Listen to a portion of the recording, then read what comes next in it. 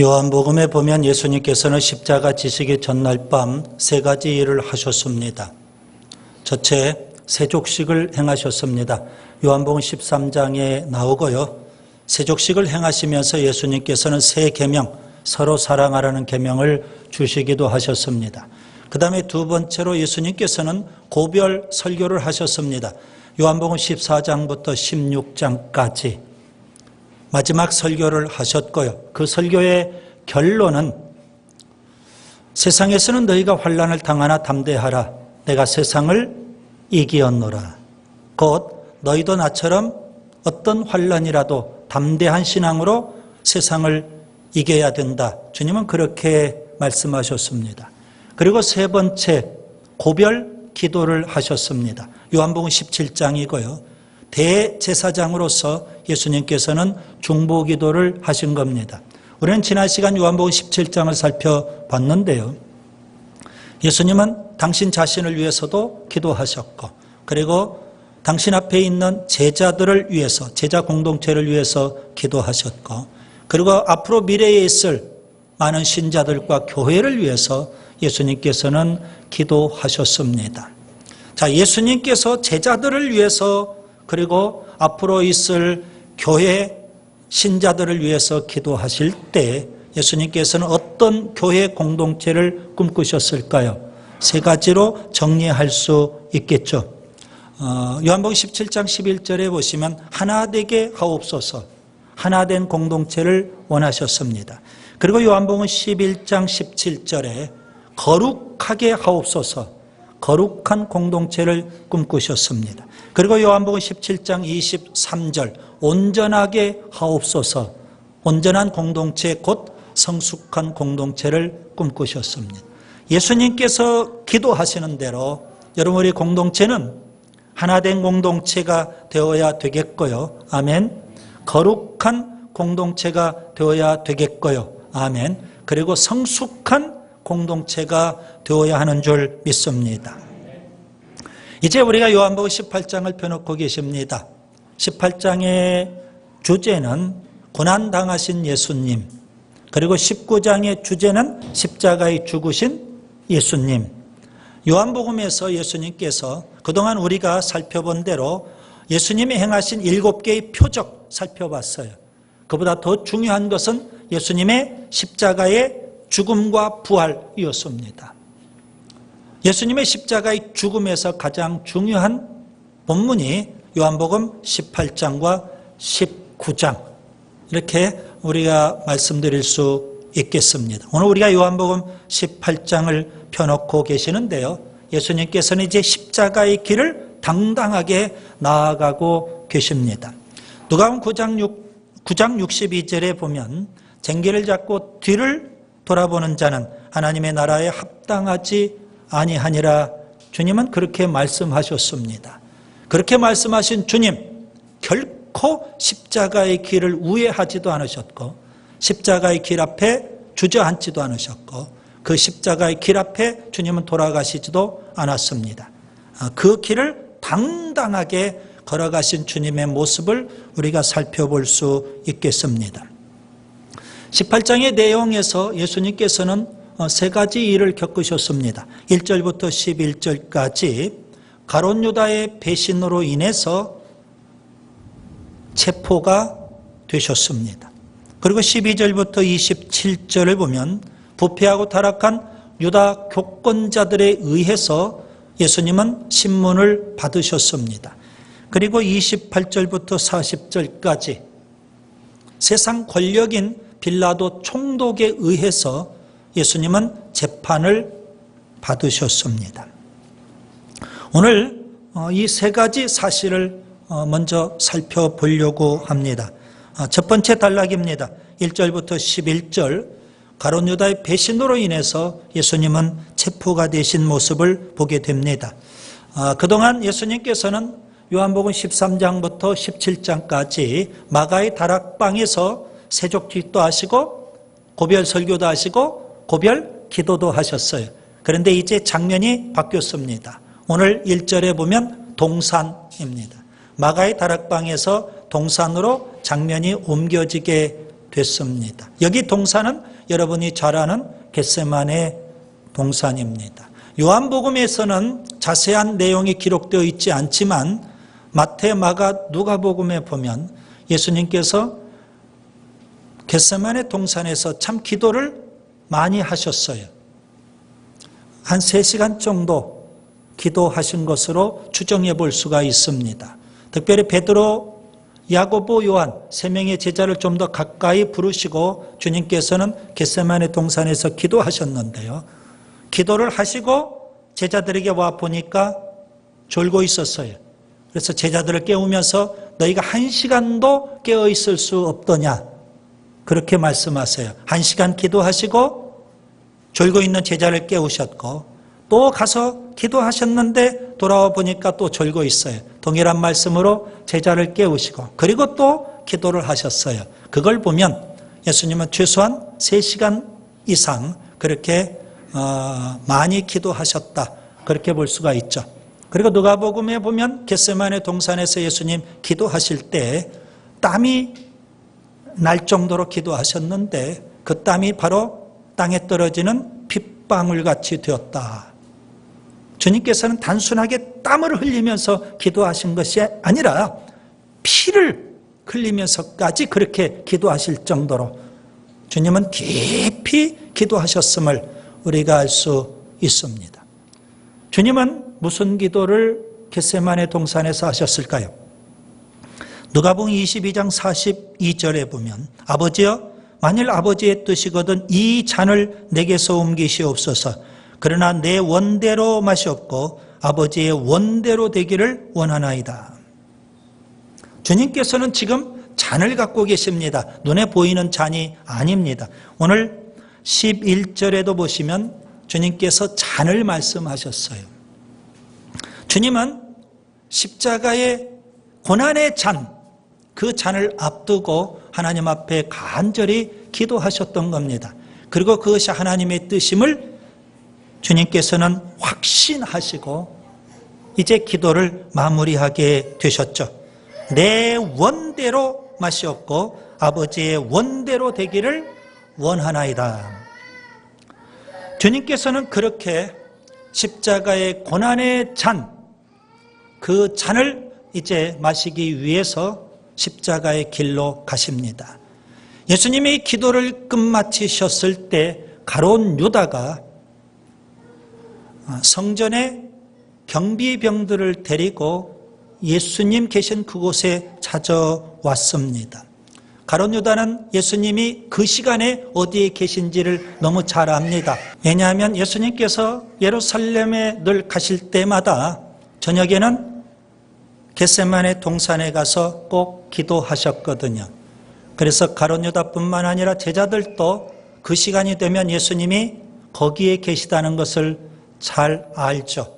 가룟 유다가 성전 경비병들을 이끌고 예수님 앞에 오게 된 겁니다. 예수님은 물론 당신이 무슨 일을 당하실지 다 아십니다. 가룟 유다가 배반할 것도, 그리고 당신이 유대 교권자들에 의해서 체포가 되어서 신문을 받으실 것도, 빌라도 총독에 의해서 재판받고 십자가형을 당하실 것도 주님은 다 아십니다. 그 주님께서 순순히 체포에 응하시게 됐습니다. 주님께서 누구를 찾느냐 먼저 물어보셨고, 나사렛 예수를 찾는다는 그 이야기를 듣고 내가 그니라, 그렇게 당당하게 주님께서 2번에 걸쳐서 말씀을 하십니다. 자, 주님께서는 십자가의 고난을 앞두고 결코 그것을 회피하지 않으셨습니다. 담담하게 그 십자가의 고난을 맞이하시고 계신 겁니다. 그때 베드로가 예수님 마음과는 달리 칼을 빼들었습니다. 그 성전 경비병 가운데 대제사장의 종 말고가 있었는데 칼로 그의 오른편 귀를 잘라버렸습니다. 물론 요한복음에 나와 있지 않지만 공관복음에 보면 예수님께서 떨어진 그 귀를 다시 붙여서 고쳐 주시기도 하셨습니다. 여러분, 오늘 11절에 보면 예수님의 잔과 베드로의 칼이 아주 선명한 대조를 이루고 있습니다. 주님은 십자가의 죽음을 회피하지 않으십니다. 주님께서 체포가 되신 것은 도망가다가 어쩔 수 없이 체포가 되신 것도 아닙니다. 마지못해서 억지로 그렇게 십자가의 길을 가신 것도 아닙니다. 담담하게 십자가의 고난의 그 잔을 마시겠다는 겁니다. 오늘 11절을 보세요. 아버지께서 주신 잔을 내가 마시지 아니하겠느냐. 여러분, 신앙생활은 베드로처럼 칼을 휘두르는 것으로 하면 안 됩니다. 신앙생활은요, 잔을 마시는 것이 신앙생활입니다. 그런데도 너무나도 많은 사람들이 잔보다는 칼을 휘두르면서 신앙생활을 하려고 합니다. 두 번째 단락을 보세요. 12절부터 27절까지 겟세마네 동산에서 체포되신 예수님, 유대 교권자들 앞에서 신문을 받으셨습니다. 그 당시 유대 교권자들은요, 13절에 보면 안나스가 있고 그 다음에 가야바라는 대제사장이 있습니다. 안나스도 대제사장을 역임했고요. 그의 대제사장은 가야바였습니다. 가야바는 안나스의 사위에 해당이 됐죠. 원래 대제사장은 종신직입니다. 그래서 이 땅에 유대교의 대제사장은 한 명만 존재하는 겁니다. 그런데 로마 제국 때는 이 하나님이 세우신 법칙이 어긋났습니다. 대제사장을 매년 임명하도록 그렇게 로마 제국이 요구했고, 거기에 굴복해서 유대교에서는 매년 대제사장을 임명하게 됐습니다. 그래서 대제사장이 지금 일종의 두 명이 존재하는 꼴이지만 시무하고 있는 대제사장은 가야바다, 이렇게 보시면 되겠고, 그 배후에서 장인이었던 안나스가 실세로서 영향력을 행사하고 있는 겁니다. 겟세마네 동산에서 체포되신 예수님, 가야바 앞에 가서 신문을 받으시고, 그리고 이어서 안나스에게 신문을 받으시고 이어서 가야바에게도 신문을 받으셨습니다. 처음에 예수님께서 신문을 받으시는 내용은 20절에 보니까 종교적인 문제로 시작이 됐습니다. 예수님이 공생의 기간 동안에 가르치심이 어떠한 것이냐, 그런 종교적인 문제로 예수님께서는 처음에 신문을 받으셨는데요. 그 중에 가야바라는 이 대제사장이 평소에 예수님을 염두에 두고 그가 했던 말이 있습니다.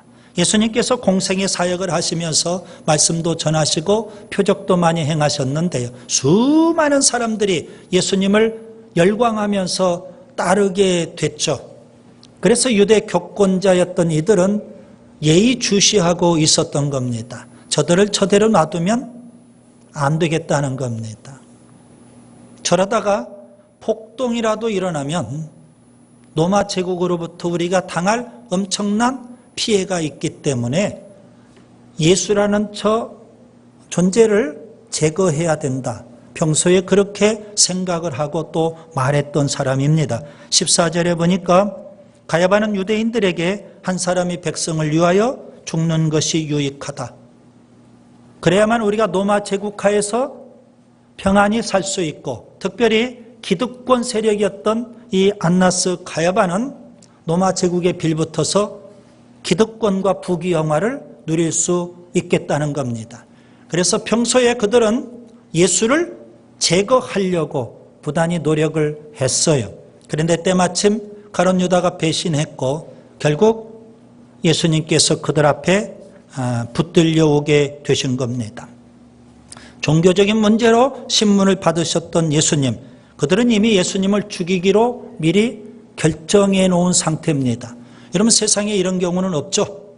자세히 조사해보고 죄가 있는지 없는지 그렇게 결론을 내려야 되는데 이미 죄인이라고 딱 정해놓고 죄를 찾아내는 겁니다.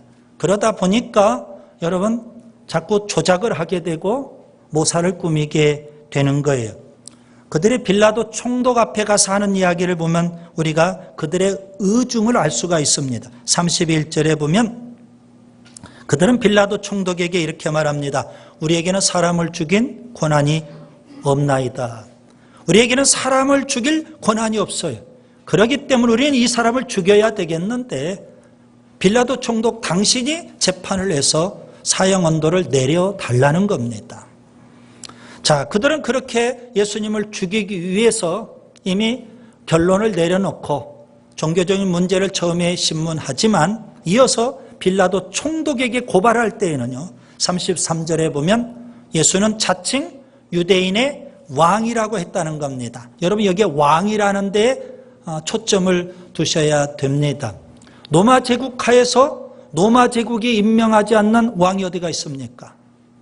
로마 제국이 임명한 분봉왕들이 있는데 예수란 자는 로마 제국이 임명한 왕도 아니고 자칭 왕이에요. 그러면 이것은 반란에 해당이 되는 거예요. 그래서 예수를 정치적인 재판으로 몰아가고 예수님을 사형에 처하도록 하겠다는 게 바로 유대 교권자들의 보관이죠. 여러분, 예수님께서는 4일 전에 예루살렘 성에 입성하셨고 그래서 성전 안에서 성전을 청결케 하신 일을 여러분이 기억하실 겁니다. 성전이 온통 장사치들로 가득했습니다. 부패하고 타락했습니다. 그래서 예수님 분노하시고 성전을 다 청결케 하셔요. 그리고 외치셨어요. 내 집은 만민이 기도하는 집이다. 그런데 강도의 소굴로 만들었다는 겁니다. 그 강도가 누굴까요? 유대 교권자들이에요. 주님은 이미 그들을 청소하신 거예요. 영적으로 주님은 이미 그들을 심판하신 거예요. 그렇게 부패하고 타락했던 유대 교권자들 앞에서 주님이 신문을 받고 계신다는 것, 참으로 아이러니한 그런 일이 됐습니다. 게다가 그들은 어떻게 해서든지 기득권을 누리기 위해서 예수님을 제거하려고 했던 겁니다. 그런 와중에 베드로가 예수님을 3번 부인한 일이 본문에 기록되어 있습니다. 17절에 보면 그는 문 지키는 여종 앞에서 나는 예수님의 제자가 아니라고, 나는 아니라 그렇게 부인합니다. 25절에도 보면 그는 역시 나는 아니라, 그리고 27절에 보면 3번째 스스로 부인합니다. 나는 예수님의 제자가 아니라는 겁니다. 반면에 예수님께서는 그렇게 불의하고 부패하고 타락한 유대 교권자들 앞에서 주님께서는 뭐라고 말씀하실까요? 여러분, 본문 6절과 8절에 보면 내가 크니라 당당하게 주님께서는 말씀하셨습니다. 베드로는 죽음의 위협 앞에 나는 아니라 비겁하게 부인했지만 예수님은 죽음의 위협 앞에서도 내가 크니라 당당하게 담대하게 말씀하셨어요. 여러분, 신앙생활은 죽음 앞에서도 비굴해지는 것이 아니라 담대해지는 것입니다. 우리는 너무나도 조그마한 이익 앞에 자꾸만 비굴해집니다. 좀 더 우리가 오늘 본문의 예수님을 본받고 담대했으면 좋겠습니다. 나는 목사입니다. 나는 예수 믿는 제자입니다. 나는 비전교회 장로고 권사고 안수집사고 집사입니다. 여러분, 담대하게 우리를 고백할 수 있어야 되지 않을까요? 조그만 경제적 이익 앞에서도 우리가 신앙이 흔들린다면 그 어찌 신앙인이라고 할 수 있겠습니까? 구약의 에스더를 보세요. 그는 죽음의 위협 앞에서도 죽으면 죽으리라 그렇게 선포하고 믿음으로 나아가지 않습니까? 다니엘서에 보면 사드락과 메삭과 아벳느고 금신상 앞에 우상 숭배 절하지 않는다는 죄 때문에 이제 풀무불에 처해지게 됐습니다. 극렬히 타는 풀무불 앞에서 사드락과 메삭과 아벳느고는 담대하게 선포합니다. 하나님께서 우리를 지켜주실 겁니다. 하나님께서 그렇게 하시지 아니할지라도 우리는 왕이 세운 금신상 앞에 절하지 않겠습니다. 그리고 끝내 풀무불에 들어갈 수밖에 없었잖아요. 사도 요한, 예수님의 제자죠. 사도 요한의 제자였던 폴리갑이라는 분이 있습니다. 서만학교의 감독이었는데요. 그 핍박을 받고 이제 죽게 됐습니다. 마지막 죽음 앞에 회유를 합니다. 예수 부인하라는 거예요. 그럼 살려주겠다. 그때 폴리갑 감독이 이렇게 말합니다. 내 86평생토록 주님은 나를 한 번도 부인하신 적이 없는데 내가 어떻게 주님을 부인합니까? 그리고 기꺼이 죽음을 맞이합니다. 여러분, 일제시대 때 신사참배 때문에 한국교회가 다 배신하고 있었어요. 그때 주기철 목사님 신사참배를 극렬하게 반대합니다. 결국 일제히 체포가 됐죠. 모진 고문 다 당합니다. 그리고 끝내 49세의 일기로 그가 순교하게 되는데요. 그의 마지막 설교의 제목이 일사각오였습니다. 영화로도 제작이 돼서 잘 알고 계실 겁니다. 그 마지막 설교 가운데 주기철 목사님은 이렇게 성도들에게 설교를 했어요. 그리스도인은 그리스도인답게 살고 그리스도인답게 죽어야 합니다.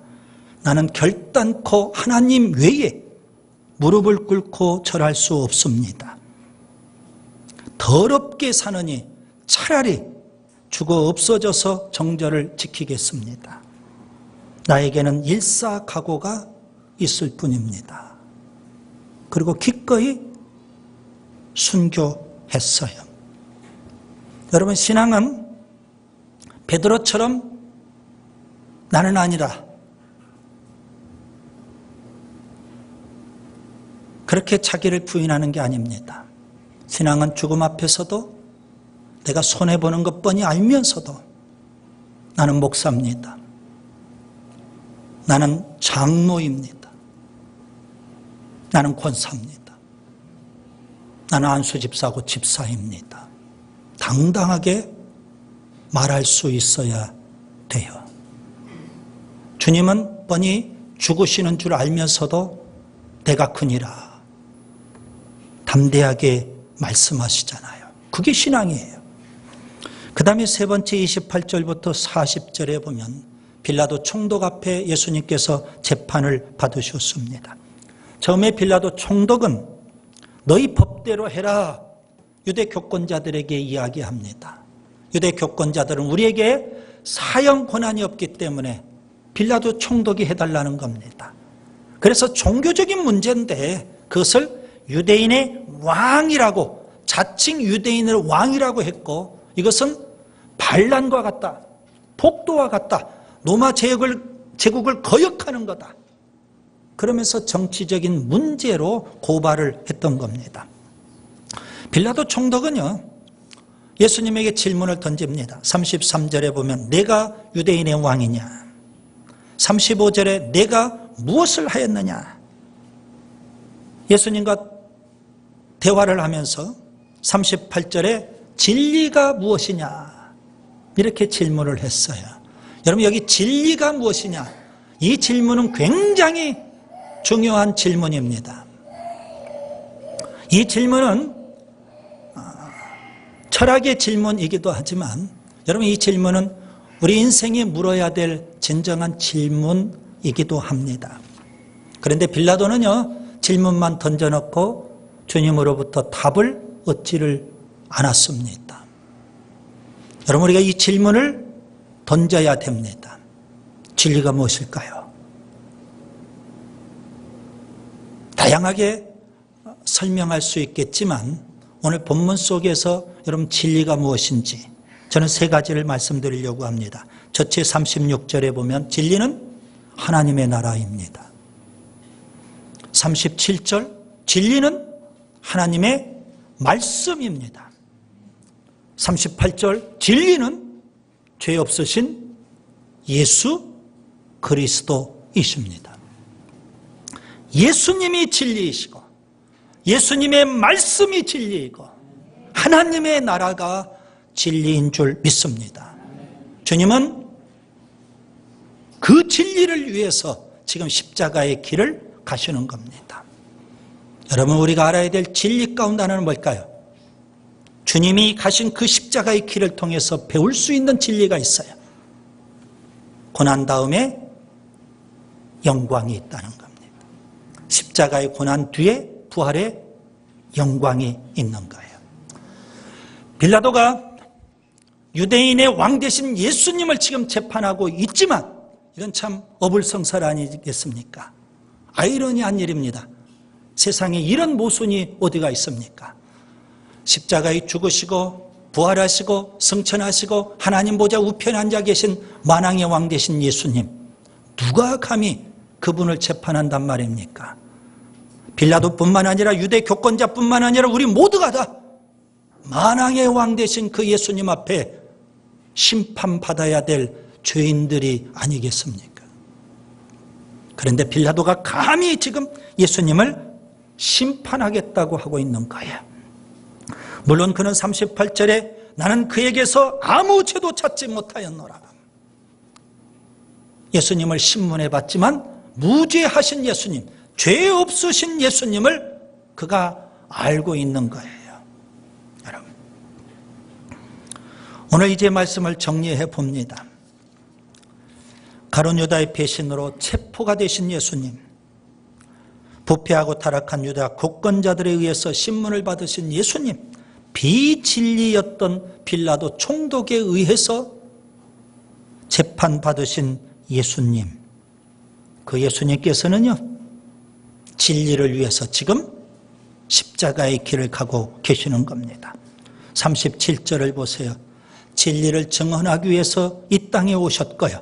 20절에 보세요. 회당과 성전에서 산과 들과 바다에서 모든 유대인들에게 진리를 증언하셨고요.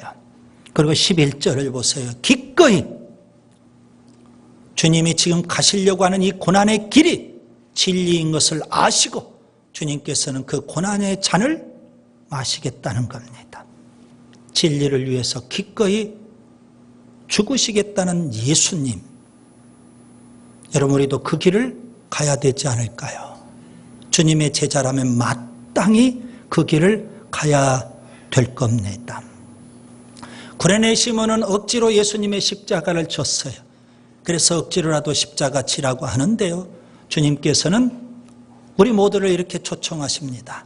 누구든지 나를 따라오려거든 자기를 부인하고 자기 십자가를 지고 나를 따르라. 주님을 따르는 제자라면 우리도 주님 가셨던 그 길, 십자가의 길, 우리도 우리 십자가를 지고 그 길을 가야 됩니다. 왜요? 이것이 바로 진리이기 때문에 그렇습니다.